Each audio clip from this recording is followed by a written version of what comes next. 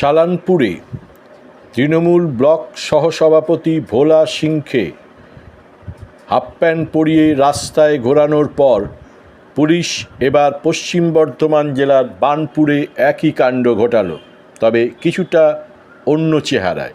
মঙ্গলবার সকালে ধৃত তৃণমূল কংগ্রেসের নেতা সৈয়দ ইকবালকে বার্নপুর শহরে ঘোরালো আসানসোল দুর্গাপুর পুলিশ কমিশনারেটের হীরাপুর থানার পুলিশ কোমরে দড়ি বেঁধে। রবিবার রাতে বার্নপুরের বাসিন্দা সৈয়দ ইকবালকে প্রতারণা এবং অবৈধ অস্ত্র রাখার অভিযোগে গ্রেপ্তার করেছিল হীরাপুর থানার পুলিশ।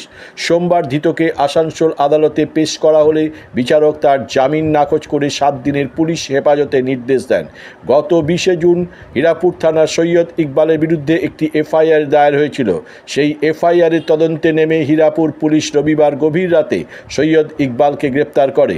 পুলিশ এই ঘটনার সঙ্গে জড়িত সন্দেহে আরও বেশ কয়েকজনকে খুঁজছে। তারই মধ্যে মঙ্গলবার সকালে পুলিশ তার কোমরে দড়ি বেঁধে বার্নপুরের সুভাষপল্লী থেকে রহমতনগর পর্যন্ত তাকে কোমরে দড়ি বেঁধে ঘোরায়। স্বাভাবিকভাবেই পুলিশের এই কাজে গোটা এলাকায় চাঞ্চল্য ছড়িয়ে পড়ে। ধৃত তৃণমূল নেতাকে দেখতে রাস্তায় ভিড় জমে যায়। প্রসঙ্গত, রাজ্যে রাজনৈতিক পালাবদলের পর থেকেই গোটা বাংলা জুড়ে ধৃত তৃণমূল কংগ্রেসের নেতা ও কর্মীদিকে হয় হাফ প্যান্ট পরিয়ে, না হয় কোমরে দড়ি বেঁধে এলাকায় ঘোরাচ্ছে পুলিশ। পুলিশ কি এই কাজ করতে পারে? অভিযুক্ত আসামির মানবিক অধিকারকে কি এভাবে লঙ্ঘন করতে পারে পুলিশ?